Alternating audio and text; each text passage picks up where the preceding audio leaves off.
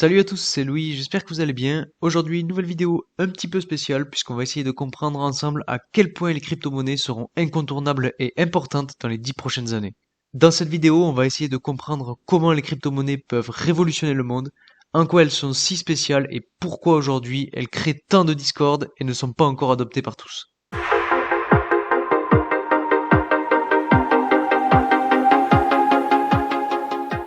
Juste avant de commencer, je tiens à vous dire qu'on est bientôt 500 sur la chaîne, donc un grand merci à ceux qui s'abonnent, qui like, qui partagent mes vidéos, ça me fait vraiment plaisir. Au passage, pour ceux qui ne me connaissent pas, je m'appelle Louis, je fais des vidéos chaque semaine sur toutes les thématiques qui tournent autour des crypto-monnaies, donc si ces thématiques vous plaisent, n'hésitez pas à vous abonner et surtout à activer la petite cloche pour ne rater aucune de mes vidéos.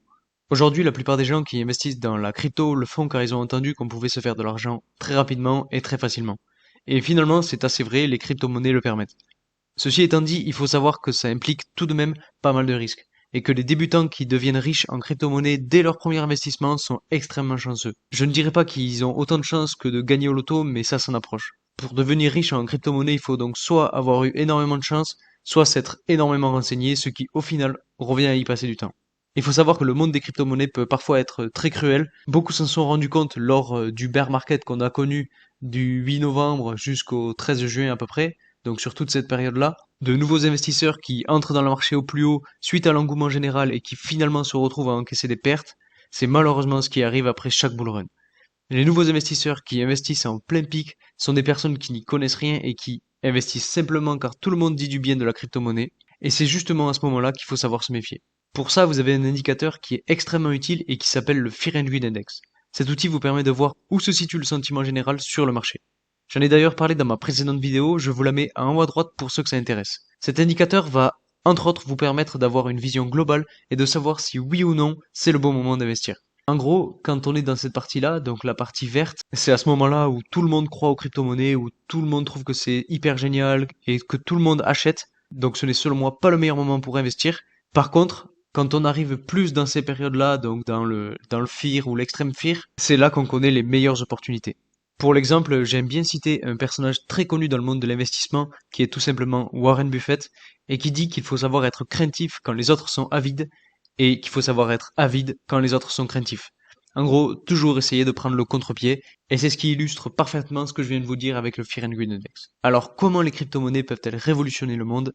Vous allez sûrement vous dire que j'exagère en disant ça, mais si on y réfléchit bien, pas tellement au final. Tout d'abord, la crypto-monnaie, c'est quoi?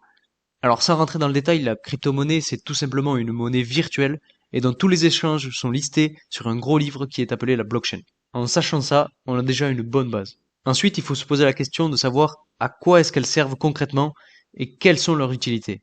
Alors c'est tout simple, cette monnaie, comme son nom l'indique, va, comme pour une autre monnaie, servir de valeur d'échange. Plus simplement, c'est comme si vous aviez des euros ou des dollars, mais dans un portefeuille numérique. Ainsi, au lieu de vous balader avec des pièces ou des billets de banque, vous aurez vos fonds sur un ou plusieurs portefeuilles. Je ne vais pas rentrer dans le détail des différents portefeuilles qui existent, mais globalement, vous en avez qui sont directement liés à Internet et qui sont appelés des hot wallets, comme MetaMask par exemple. Et de l'autre côté, vous avez ceux qui sont déconnectés d'Internet, donc les cold wallets, comme les clés Ledger par exemple. Maintenant, si on regarde un petit peu du côté de l'histoire, on sait que l'être humain est en constante recherche d'évolution. Ainsi, son système financier est bien obligé d'en faire de même. Comme vous le savez, les premiers échanges financiers se faisaient grâce à du troc, puis en évoluant, on a échangé des services, puis on a découvert l'or qui a été utilisé comme valeur d'échange, et enfin on est passé aux pièces de monnaie et aux billets de banque qu'on connaît tous aujourd'hui. Ces évolutions et ces changements de système financier ne se sont bien évidemment pas faits du jour au lendemain et n'ont surtout pas plu à tout le monde. Il a fallu du temps avant que chacune puisse être adoptée et utilisée par tous. Aujourd'hui, les évolutions technologiques et la création d'Internet ont permis l'apparition de la technologie de la blockchain qui a elle-même permis l'apparition de la crypto-monnaie. Cette nouvelle monnaie valide encore une fois la loi de Schopenhauer, qui dit qu'une idée géniale passe par trois phases. La première phase est le ridicule, ensuite l'idée fait peur, et enfin elle devient incontournable. Aujourd'hui, le Bitcoin et les crypto-monnaies sont en train de connaître ces phases. On est selon moi encore dans la transition entre le ridicule et la peur. Si vous parlez de Bitcoin ou de crypto-monnaie à une personne d'un certain âge, vous verrez sa réaction. Soit il ne sait pas ce que c'est, soit il tournera ça en ridicule. Autre exemple, si on regarde la réaction des banques et des banques centrales face à la crypto-monnaie, on voit très clairement de la peur. Ce n'est pas pour rien que ces dernières essayent de réglementer de plus en plus les crypto-monnaies. Et il reste donc encore quelques années avant que les crypto-monnaies ne puissent être adoptées par tous. Maintenant, si on regarde de façon plus large, on voit que la monnaie et l'argent contrôlent énormément de choses. Sans se voiler la face, on voit bien que l'argent permet d'une certaine façon le pouvoir et que le pouvoir permet le contrôle. Et c'est pour cela que je dis que la crypto-monnaie peut révolutionner le monde. Aujourd'hui, les plus grands dirigeants de ce monde sont extrêmement riches et inversement, ceux qui sont extrêmement riches contrôlent le monde ou une partie du monde, que ce soit un domaine ou une partie physique du monde. Si demain la crypto-monnaie se démocratise, cela va changer énormément de choses dans la façon de gouverner, mais aussi dans les répartitions des pouvoirs. Mais bien évidemment, ce changement ne se fera pas du jour au lendemain. Au passage, ça me ferait vraiment plaisir d'avoir votre avis dans les commentaires, donc pour ceux qui veulent, n'hésitez pas, je vous répondrai avec grand plaisir. Alors pourquoi aujourd'hui les crypto-monnaies font-elles peur? Elles font peur car elles sont spéciales. La technologie de la blockchain est spéciale. Cette nouvelle technologie, qui n'est pas si nouvelle que ça finalement, fait peur principalement aux grandes institutions et aux dirigeants de ce monde. Donc comme on vient de le voir, ceux qui ont le pouvoir. Elle fait peur pour la simple et bonne raison que cette monnaie ne passe par aucun intermédiaire de confiance et est totalement décentralisée. S'il y a un seul mot que vous devriez retenir, c'est celui-ci, décentralisation. C'est-à-dire, en gros, plus de banques. Et comme on l'a vu tout à l'heure, détenir l'argent, c'est détenir le pouvoir, et détenir le pouvoir, c'est avoir le contrôle. Ainsi, tous les transferts d'argent, peu importe le montant, pourront être réalisés en une fraction de seconde et avec très peu de frais. Si cette technologie est adoptée par tous, l'équilibre qu'il existe aujourd'hui sera complètement chamboulé. Ce ne seront plus les grandes institutions qui pourront contrôler le capital général, mais bien les citoyens. C'est pour cela que les crypto-monnaies font peur. Ils ne veulent pas que ça change, ils ne veulent pas que leur équilibre soit rompu. Sauf que cet équilibre aujourd'hui ne favorise qu'une petite partie de la population. Et comme de plus en plus de monde entre dans les crypto-monnaies, commence à comprendre leur utilité, etc., ils seront bien obligés, un jour ou l'autre, d'abdiquer et de rendre le pouvoir au peuple. Car c'est concrètement la traduction de la fonctionnalité de la technologie de la blockchain. Certes, ce n'est pas son but premier, en tout cas du point de vue technologique, mais c'est ce qu'elle permet de faire. Ce n'est pas pour rien que les plus grandes personnalités publiques, qui sont un minimum conseillées, ont déjà tout investi dans les crypto-monnaies. Ils savent que tôt ou tard, les gens vont comprendre l'utilité de cette technologie et les bienfaits qu'elle procure.